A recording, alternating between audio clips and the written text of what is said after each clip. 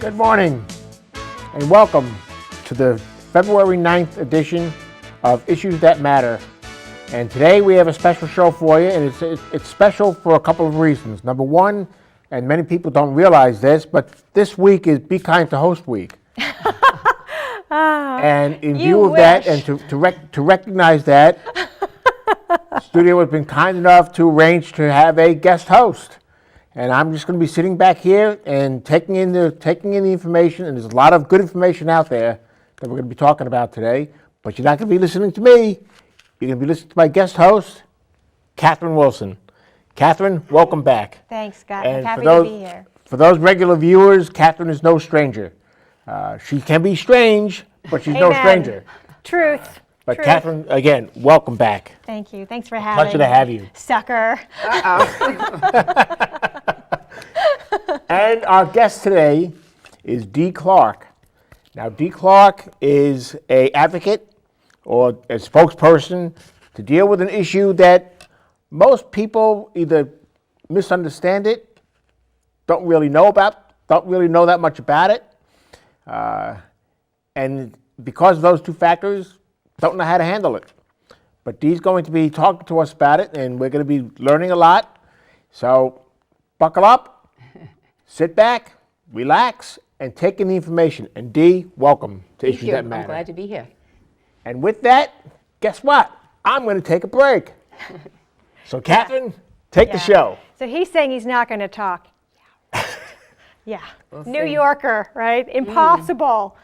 So we've been talking for like a half an hour already. And if you're on Facebook Live, you've been privy to that conversation.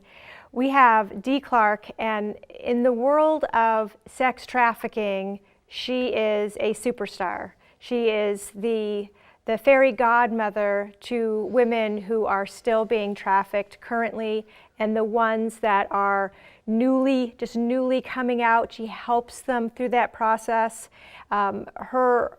What she does with Survivors Speak, you're going to learn all this straight from her. But what she does with Survivors Speak, what she does in our community is an issue that matters. It's a perfect show for her to be on, because who she is and what she does in our community around this topic is mind-blowing. When we talk about one person matters, when we say one person matters, wait till you hear all of the things that Dee has been able to accomplish. One person. Working with the trafficked girls, women, and with changing the policies, is that the right term? The policies is really pertinent. In the world of sex trafficking, child sexual assault prevention, there's all these different spider webs, all these different lanes to this, and the laws that need to change, how we work with law enforcement, how we work with the trafficked girls, what do we do about Johns, how do we stop them from buying. This is a complex issue, and when you have experts that are staying in their lane and knocking it out of the park, man, we need to stop and give them the spotlight, listen and learn. So Dee, thank you for being here. I'm so glad to be here. I know, it's so exciting. I'm excited, and if I can just say something really quick. Sure. It is important to understand sex trafficking, and it's really important to catch those perpetrators that are trafficking young girls and women. But in Survivors Speak, we use a different terminology, because sex trafficking came up with a language for the penal code for law enforcement and prosecutors to be able to charge a person that's hurting someone by forcing them to have sex in exchange for money to pay that perpetrator. That's why it's there. But that's why we have the term sex trafficking. Right. And you're saying we need to change that language. Absolutely. So what Survivors Speak uses is sexploitation. Sexploitation. Yes. So sexploitation and sex trafficking, in the end, it is all about prostitution, exchanging sex for money or goods. And when somebody has been deemed trafficked and there's proof and evidence and they can help that person is identifying their trafficker. If you look at her story and her history, and then someone who is not deemed trafficked but maybe just prostitution by choice, which is really difficult We'll talk about that in a minute. And you look at both those women's story and their history, and they're exactly alike. So we're saying get rid of the word trafficking and see that person as being sexploited, which means she's being victimized and exploited, because sexploitation is done through victimization and exploitation. Makes sense. Yeah. So it's important to still be able to find and prosecute perpetrators, sex traffickers, and have that terminology in that law, but it doesn't work when law enforcement are forced to do their work, and I'm empathetic to this, and rather it's a sting or however they end up discovering this woman, in a short time they have to decide, is this person trafficked or is she a criminal? And we're saying either way, that person's sexploited. And women don't usually disclose. Women don't usually right away say they're a victim. Some women don't understand that they're a victim, but they really won't easily say, yes, there's someone forcing me to do this. And women who are really, truly oppressed through sexploitation have no language to even talk about what's happening to them. They're stuck. Mm-hmm. So we're saying, call it sexploitation.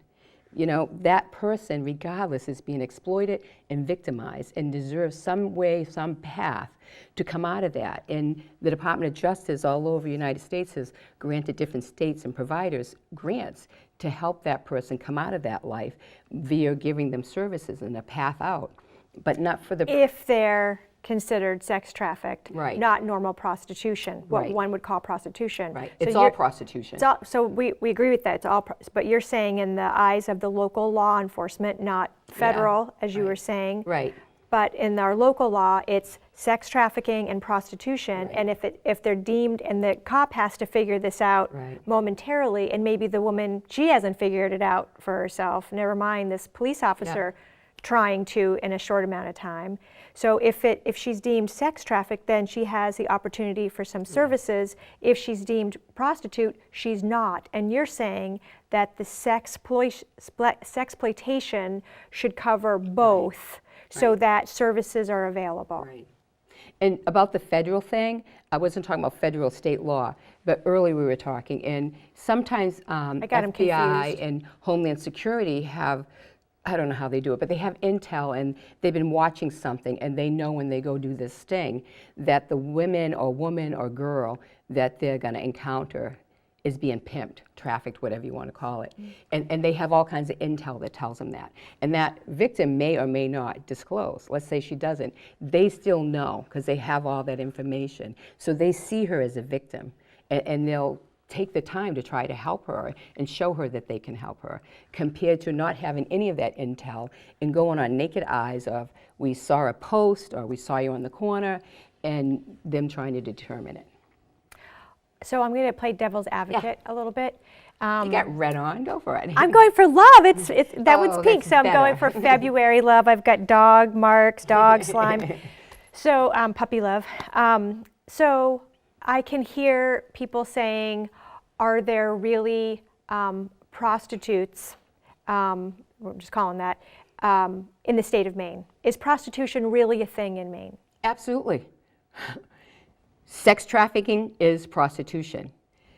Sexploitation is prostitution. Because no matter what, in the end, it comes down to exchanging sex for money or goods. That's what prostitution is. Okay, so I was prostituted. So I used the word prostituted women. And now we use the word sexploited women. Which is an indication that you were being used as a prostitute, but you were not really a willing prostitute. Absolutely. You were being forced to do it. But there are those, we'll take a minute and talk about sex work. It's insulting for me to hear people use the terminology sex work, especially when organizations use it when they're in the same sentence of talking about children, underage people who have been exploited through exchanging sex for money. That is not sex work, nor is it for a 40-year-old or a 30-year-old when it's done through sexploitation, victimization, and exploitation. The sex worker that people seem to think exists, that they do, if that's the word we're going to call them, they have full agency over their body and over their consciousness, is far from the women we're talking about. Right. Far, far, far from it. So it's the opposite of what maybe, again, devil's advocate people are thinking. They're thinking that the sexploitation is this much, you know, a small percentage, and the fully functioning, making a decision, you know, is the majority, when really what we want to say today is it's the exact opposite. Yeah, and those, so the sexploited women cannot and do not organize. I'm trying to help educate and organize those. And the sex worker, high on the hill, full agency, making the big buck, knows what she's doing, they have all they can. They have loads of ways to organize, and even organize with feminists. So I don't have nothing to say against them. Right, you're But- talking about the mass majority. Yeah, and that the mass majority who are being exploited, it starts really young. You know, you just don't end up exchanging sex for money out of the blue. It starts very young, and it's usually children who have experienced loads of violence, been exposed to mental illnesses that were untreated, and substance misuse, been neglected, and most definitely have been sexually abused as a child. They don't get to develop a normal childhood personality because they don't reach the normal childhood milestones, if I can finish. Instead, they're victimized so much that what they develop is a victim personality. You know, they don't develop a sense of self, a sense of self-worth. They develop a victim personality. It carries through their adolescence, and they're always easily targeted right through their adolescence, right into their womanhood. And some end up with severely abusive husbands and boyfriends or girlfriends, and some end up being trafficked. Right. What might be the younger range of children that might get exploited or Average trafficked? age, 12 Well, to 14. I was 12. Yeah. And that's the average age, 12 to 14. So, and now they're saying now it's not 12, it's 14, but I was 12. It just so happens I was 12. The first time I was forced to exchange sex for money. And there's women in my group, Survivors Speak SALT group, that were as early as 16. So, So let's talk about Mid-teen years. I'm sorry? The mid-teen years. Yeah, and the other Young. thing about that age, we don't really fully develop in our brain Right. until we're after our 20s. So it makes sense. without head trauma. Without trauma, yes. So it makes sense that it's easy to manipulate a kid, but especially if she's had childhood trauma. Right. So do you want to talk about Survivor Speak, how that got started and what you're doing? So Survivor Speak is now Survivor Speak USA, and we're national as well as international. But it was started because I was already written into one of those Department of Justice grants to help women that are deemed trafficked.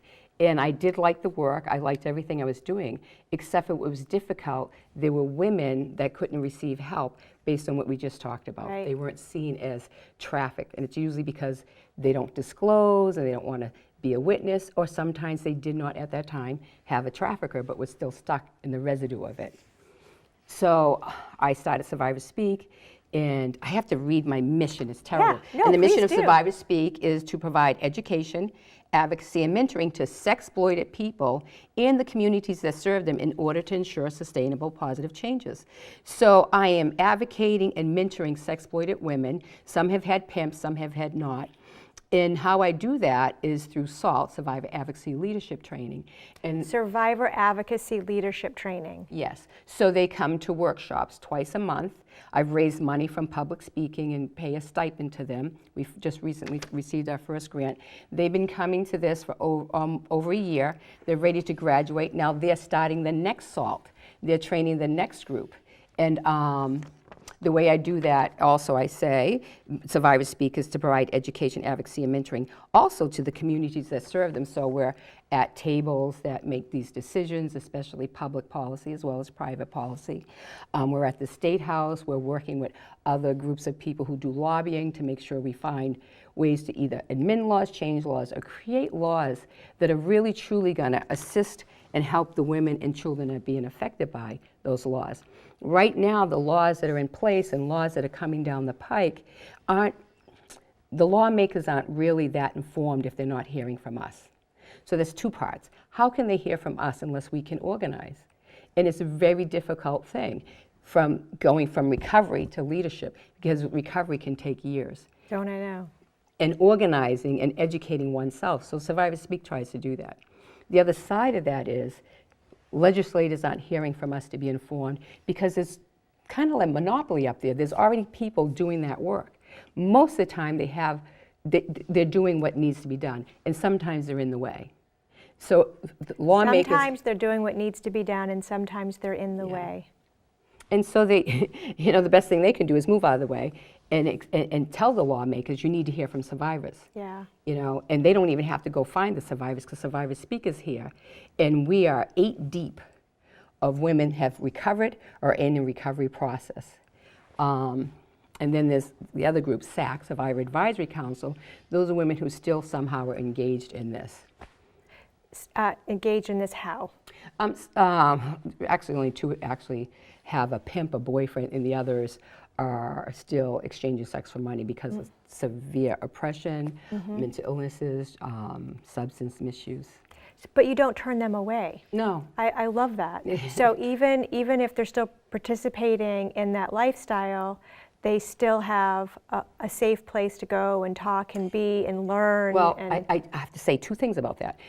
They could not be in SALT, because SALT, you have to have some recovery and stability. yeah. They can be in Survivor Advisory Council, and I meet them where they're at, wherever they want to meet. However, that same group can go to the Well, and the Well is not my group, but I'm excited and part of that, and that's the Salvation Army. They Yeah, offer a once a love week that. drop-in. So anybody from Survivor Advisory Council could go there and hang out, and there's no, you show up as you are, and people are So there. if there are any women who are listening who aren't ready to stop, but they would like to know more, then what would you advise them? Well, hopefully you're going to show my phone number and my email address. Yes, right? Steve's going to do that. And people can call me at any hour. We were just talking about it. Yeah. I don't know why I don't sleep. It doesn't matter what time it is. But I usually go to bed around 1, and I got my feet on the ground by 5:15. I'll meet with people. I'll talk to people, whatever it is that's helpful. And my thoughts and ideas of how to do this is an accumulation of me looking back and saying, what helped me? What changed my way of being? What gave me the confidence to see myself better than what I was told I was? And that's what I'm trying to offer. And now we have women that are graduating that can go mentor more women and do the same thing. Love that. 8 deep. That's huge. Yeah. It sounds like and you might say it has this will have a religious flair to it. It sounds like a recovery ministry. It's not a ministry. I realize but I need to say I that realize that publicly. it's not affiliated or associated with any type of religion. I understand that, but it functions in calling. much the A same way. calling, yeah. Yes. Yeah. Misunderstood. Yes, Yes, it's it a is a calling. calling. And I'm not religious in this. I don't want it to be a religious thing. I have a lot of community partners that are, on that side, it's called faith-based groups. Salvation Army has supported Survivors Speak in a lot of ways, and all these other faith-based groups, and I think it's marvelous. But I choose to, based on a history of knowledge from advocating around poverty and homelessness in like 20 years, that the more open I am to people, the more people have access to me. If I put parameters around who I am, less people will access me. Not that I'm great, but I can at least start a path for someone somewhere. And Right. I love that. so, yeah. So how can people support you and what you're doing? Well, so I'm thinking about the work that you do with the women. It doesn't cost the women anything to participate. So any resources, food. Actually, you know what? And I've asked, so it hasn't happened. So we meet twice a month specifically for workshops. And in those workshops, recovery happens. Even though there's sections that are around recovery, recovery just happens through the whole year. And we supply food. So if someone wants to donate 2 fairly good meals a month, that would be awesome. Otherwise, it comes out of our budget. I love, and this is in Portland, right? We just where got you our own meet? space. So are you allowed to say your space? where I your can't space wait to is? tell you. Tell me. So we now have a space at Armistead, which is at the corner of Spring in Danforth. It's in the Catholic Charities building, and it's downstairs, and we have a large, lovely space that's ours, and I can have office hours there, as well as childcare. So yeah, we meet twice a month for What that. time? That one's from 5:30 to 7:30, and we break at 6:30 to eat.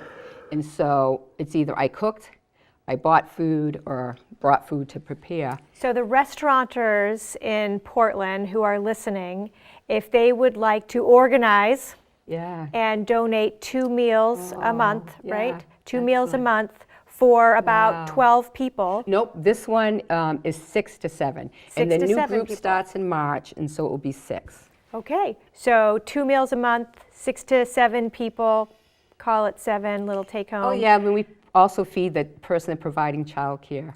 Right. And my assistant, Jenny. Yep. So we'll say So 8. there you go, there Yeah. you go. And when you provide that, tell them that you saw it on Issues That Matter. Plug, plug. And it's a tax deductible And it's because a we're tax nonprofit. deduction, yeah. Good check mark for you. Yeah. Got that plug in there. Right. Way to go. Another group of people have organized in a way that, so some of the women that are stable and coming through SALT, or I'm mentoring them and they're not, have very little money. So people, I've asked to donate laundry detergent, that's always a big one, diapers, baby wipes.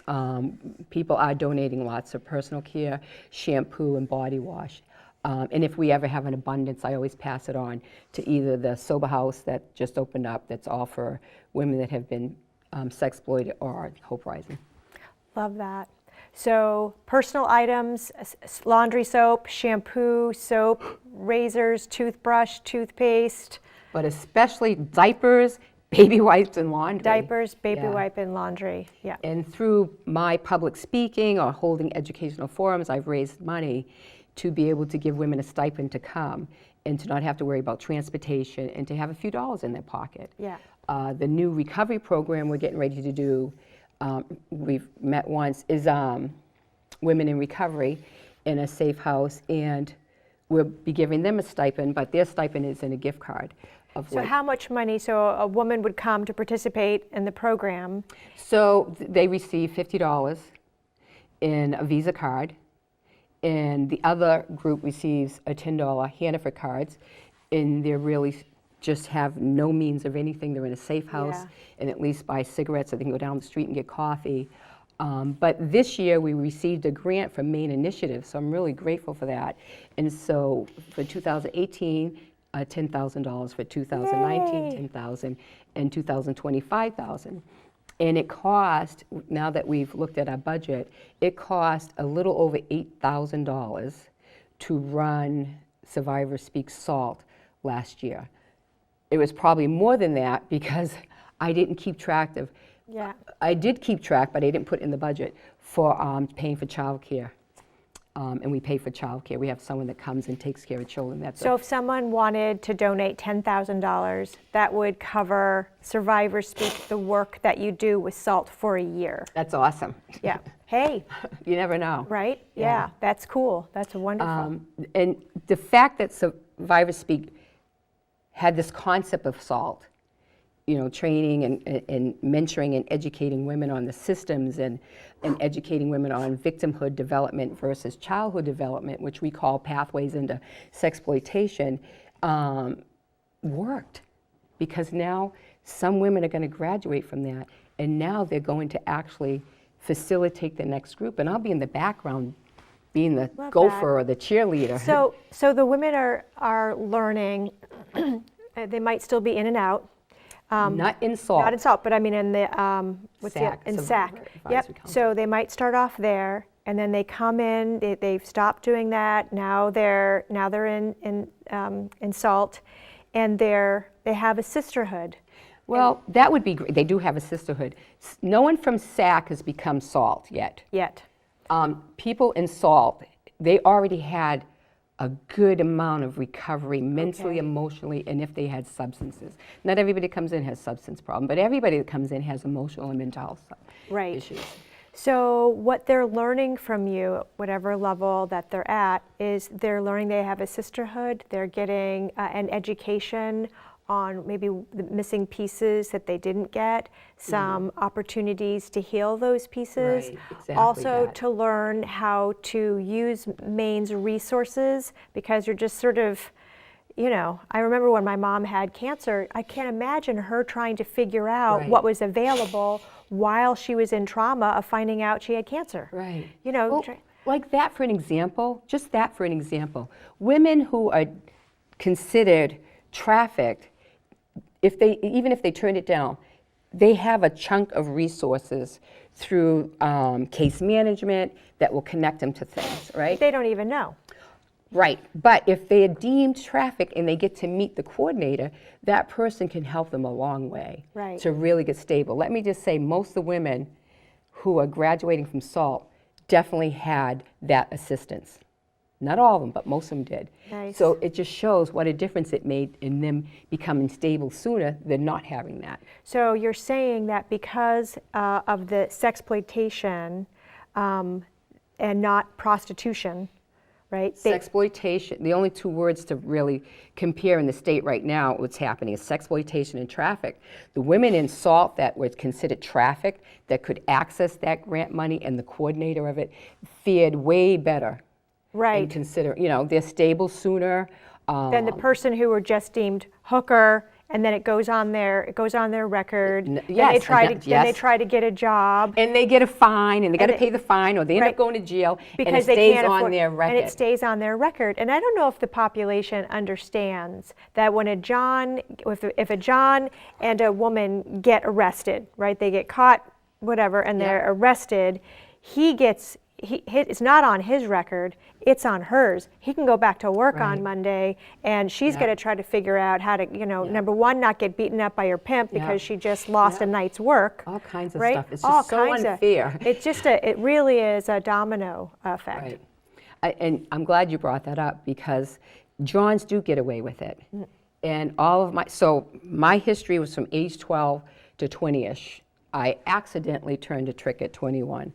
And I'm not afraid to share it. I don't want to lose the time. And then the women that are in my life that have had John's tricks, dates, whatever we're going to call them, the majority of them seem like average guys that just want a means to an end, exchange sex for money or goods. But there's many of them that are in it for power, for control. I bought you, and now you're going to do what I said. Many want to play out weird fantasies from pornography, and some think they're the good guy, because they're not hurting her. They're just giving her money for what they want. But either way, they do get away with it, and they shouldn't. They should not get away with it. Women get arrested way more than men get arrested. That just says, Right. it says a lot about our society. It's does. horrible. It does. Yeah. So, And I've known women, even in my own experience, but mine is so old, presently today, that tricks, Johns, whatever, have done horrendously horrible things to them. And sometimes they get caught and prosecuted, which is great. But also that mentality and that oppression of, I can't even call a police officer. So what am I going to do? I'm going to go cry to my friends, and that's it. They get away with it that way also. And part of it is because then I have to admit, because the world says, if I'm exchanging sex for money, regardless of what's putting me there, then I'm a dirty, bad girl. Right. And I don't want to have to go confront that. right. Who wants to say, hi, my name is Catherine, I'm an ex-prostitute? Yeah. Well, I will. Hi, my name is Dee Clarke, and I'm an ex-prostitute. Hi, my name is Catherine, and I'm an ex-prostitute. You know, There we go. there goes. That's for my girls, my Yeah, friends. right? But yeah, John's, and there's a lot of things that are corrupt and wrong. Yeah. It's still a man's world. So with Survivor Speak, and now you're going to have these girls who are graduating and passing it on. What are your goals for 2018? Well, we started our campaign for Vacature 2019, and we want to organize the best we can with the right people to come to a table with us to educate ourselves on what is in the way here in the state of Maine, because Maine has odd rules, that's preventing us from having vacature. And vacature, or vacating, means to remove the crime, to make it null. And we want that for women that have been sexploited. We want all the charges removed. It's not a good idea for pardoning, because pardoning is still a criminal and you did something bad, but we're going to forgive you. I don't need to be forgiven. Things were done to me. Crimes were committed against me. Crimes were committed against my friends. They need those crimes removed. So our 2018 campaign is to do all we can to get the right people in place to discuss all the barriers in Maine laws for having vacatur, and then discuss and organize how do we change that and what do we have to do so that women can have their charges So vacated. if that is taken off of their record, then they can go for job. They can go for employment. They don't have to put the shame of putting the stuff. shame, the absolutely, shame. especially that. So I've been with women who have made out housing applications and were denied because they had a police record, and gone and sat with somebody because she was encouraged to appeal it, because it says on the application you can appeal if you're denied, to talk about, you know, how well she is and how full her life is and how great things are. And the whole time, the person sitting across the desk listening to her really wasn't interested. They just wanted to know what the charge was, period. Yeah. And for her to have to say, I was arrested a couple of times for prostitution, and to have that person across from her decide, nope. To judge her. Yeah, it's not based on some educating of that person of, is this a violent, whatever. She just said no. And the shame of that person having, you know, spent time to say how well she's doing, but as long as she has that brand, prostitute, she can't move on. So one, we can't move on from our own heads, you know. Right. So how can our viewers help? Who do we need to write a letter to? Absolutely. One, if you're very interested, And we know you are. yes. First off, because we have a law in place, pardoning, some people believe we can't change it. There is no laws on the book for vacating. And pardoning doesn't work because, again, I'm saying you're forgiving someone for something they did. There are experts here in Maine that we get to talk to that understand the law and what's in the way. And then there's experts elsewhere also who understand the law and what's in the way. We're organizing with them. What you all can do is eventually it's going to be more public, and you'll be able to call legislators. You'll be able to say, we want women's charges vacated, period. Not pardoned, not sealed, because it doesn't change the outcome for that woman. And the biggest thing we're going to get to do with that is erase the stigma in our own heads and be able to move forward. So you can get some jobs, but you'll never be able to get a job that is for that you have to be licensed, including CNA, because you have this criminal record. The part of lifting it from a woman's mentality, I mean, I knew that and other people know that, but I was in a training once in Rhode Island, and the woman that was the lawyer that helped people have their charges vacated talked about how women's just outlook on themselves changed dramatically, and how they moved forward in lots of ways. It just changed them. That, you know, I'm not what people say I am. Yeah. I saw a Facebook thing yesterday where this high-class beauty salon, very famous beautician guy, went out on the street and gave homeless people a really good haircut, Yeah. like a really good haircut. And you could see, that's just a stupid Yeah, haircut. right. That's just a stupid haircut. But I can imagine good point. what taking Yeah. that shameful A off of their record, you know, that you know, Scarlet A off of their record, where they get to like live It's very lifting. and have the life that they are destined to have. right. That their past doesn't have to be their future, and it's hard to create a new future when your past is constantly Right. being an obstacle Yeah. to the most basic things like housing, like getting a job. It's preventing them from moving Yeah. forward. It's a ball and huge- chain. Yes, Yeah. ball and chain. Yeah. It's excellent. Like there's very stable women that are graduating from SALT, and they have records. So they can only go so far. It's great to get educations and degrees, but they can only go so far. How is the housing for the women? Are there, you know, I've wondered about people, our citizens here in Maine who have an extra bedroom. Their kids have grown and gone. They're not ready to give up the house yet, you know, and maybe you know, being able to offer. Yeah. Is that a I possibility? think that's a great idea. I think if somebody well, first of all, no one has any money, but let's just use that scenario for a moment. And it's something that's easy accessible because not everybody has cars.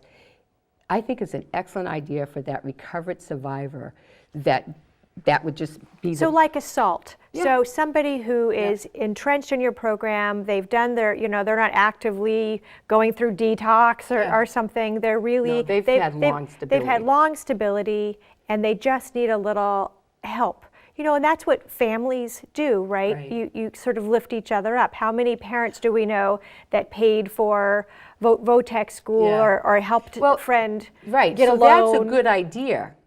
But the thing that will be missing is what's her transition into her own apartment. Right. And I'm going to tell you the barriers to that. Rather, the person is going from a safe house, from a long-term place of recovery, sober houses where you can stay for years, Yeah. to access your own apartment, you better have a damn good job with a high-paying amount of money to be able to pay your rent, Yeah. to be able to pay, you know, all the things that you have to do to survive. And so I personally would like to see Survivors Speak. For several years, we thought this is the package that women need to come out of the life and be able to stay out of the life. Is number one, they need health insurance. Some women have untreated mental illnesses that call for a psychiatrist for psych meds. And some need trauma therapy. And some need just dang gone good physical health care. So women need Maine care, period.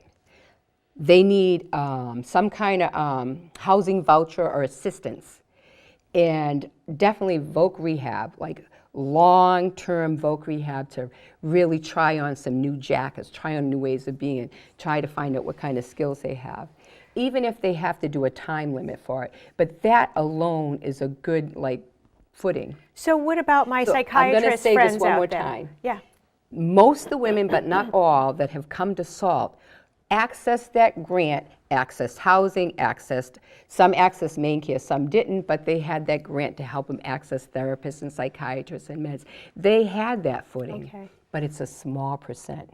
So the other percent, psychiatry, can yes. some of my psychiatrist friends out there who are watching, Yes. could they Pro like bono or something? once a month pro bono Yeah. come to one of the meetings and stay after or before Yeah. and do something like that? Yeah, Is that I don't know what your ethics and boundaries for a psychiatrist are, but I remember a federal prosecutor saying to me, "Gosh, if we could just get some psychiatrists to help us," because she was seeing how severely ill some people were. Yeah.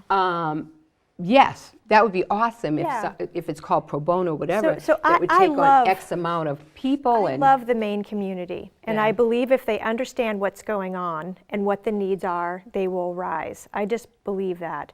And if Survivors Speak needs $10,000 a year, I mean, most people blow that, right? And so we've got such terrific less than a year. resources here, right? So $10,000. And if they need food, our restaurateurs, 2 meals a month, you said, yeah. right here in Portland, they could do that. If we need psychiatry, again, I don't know, like Yeah. you with the boundaries, but But that they is know. The but they know. psychiatrists They know. know. They know how to make it work. And they can step up to the plate and offer that too. This is where the community comes together to meet the needs that we have so these women can return to their humanity. Yeah. Or not even return to their humanity. Some of them have just been brutalized all these years, can enter into Yeah. humanity. Find their dignity find their and hold their head dignity, up. hold their head up and be productive parts of our community, who, by the way, your women are a great example of this, are giving back. Yeah. Here they are, have gone through, they could walk away and say, I owe no one nothing. Absolutely, absolutely. See ya. I'm really right? impressed and surprised Right? how many just want to stay and do the next Yeah, thing. yeah. A feeling of giving back. The other thing is, I do believe that as community, we all come together and help and do what we can for each other. It's important, and I don't want to see that go away, but there has to be systemic change. I have seen just myself alone go for bat and advocate on behalf of whatever for a survivor. And were able to help her access the things she needed.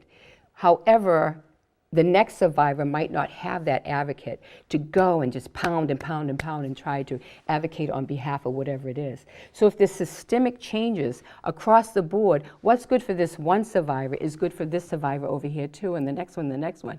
And that's Survivors Speak USA. We want to see systemic change. We want to see positive changes that will be sustainable, that will really help women come away from this and grow a new life. And that has to be through assisting with medical insurance, and the only thing I think of is Maine Care, assistance with housing, and voc rehab, and there's a thing called presumed eligibility. Women coming out of this should automatically receive presumed eligibility. And what that is already a law in place. I think today they call it TANF. Women who are pregnant get Maine Care so they can maintain the health of themselves and their child, and other things like that. People who have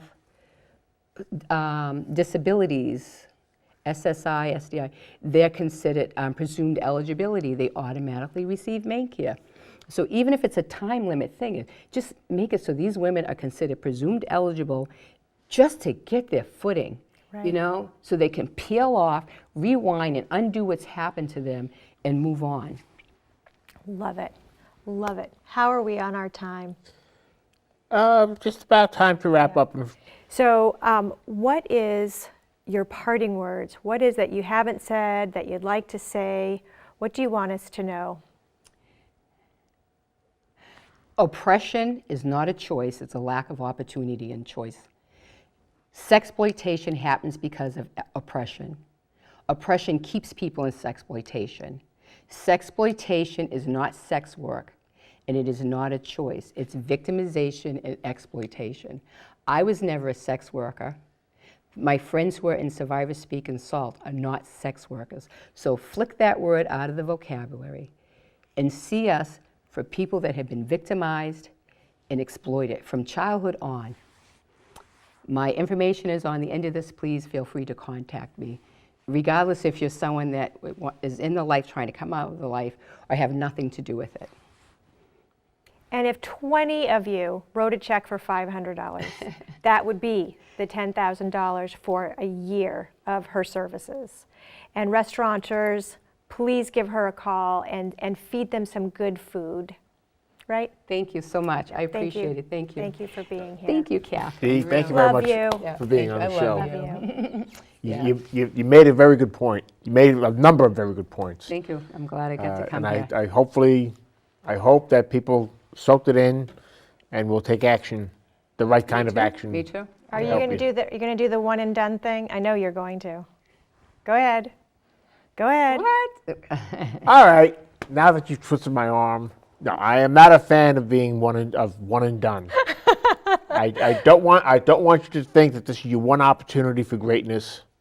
I want you to come back and take multiple opportunities for greatness. Okay. Because having you on the show, one of the things that makes the show great. I would love to come back, and I would love to come back with graduated salts. Yes, yes, I'd All love right. that. Very good. Yeah. Thank you. Now, I would add on to that is don't necessarily wait for me to contact you. You reach out and Okay. call us. We're on it. Call me to tell me that you'd like to You're do ready. a show.